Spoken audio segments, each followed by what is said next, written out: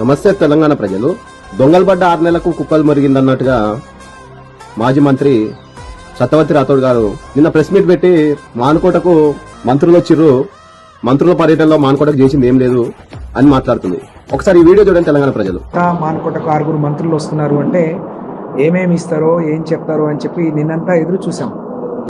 100 కోట్లు తీసుకొచ్చినామని ఇక ప్రగల్భాలు పలికితే నీకు సిగ్గనిపించట్లేదా?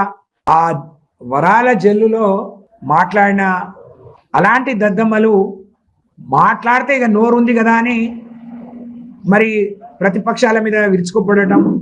మీరు ప్రెస్ మీట్ పెట్టింది తూతూ మంత్రంగా ఏదో నామకే వాస్తుగా ప్రెస్ మీట్ పెట్టినట్టుంది. మీరు గతంలో మా పాలన చాలా గొప్పగా ఉండే మహబూబాద్ జిల్లా తెచ్చినాం, మేము మహబూబాద్ అభివృద్ధి చేసినాం అని మాట్లాడుతున్నారు సత్యవతి మేడం గారు. మీరు మంత్రిగా ఉండి మీరు మీ ప్రత్యేక హోదాలో మీ మంత్రి హోదాలో మానుకోటకు చేసింది ఒకటి చెప్పండి. మీ బీఆర్ఎస్ పార్టీ ఎమ్మెల్యే దాదాపుగా 50,000 పైచిలుకు ఓట్లతోని దారుణాతి దారుణంగా ఓటం పాలైండు.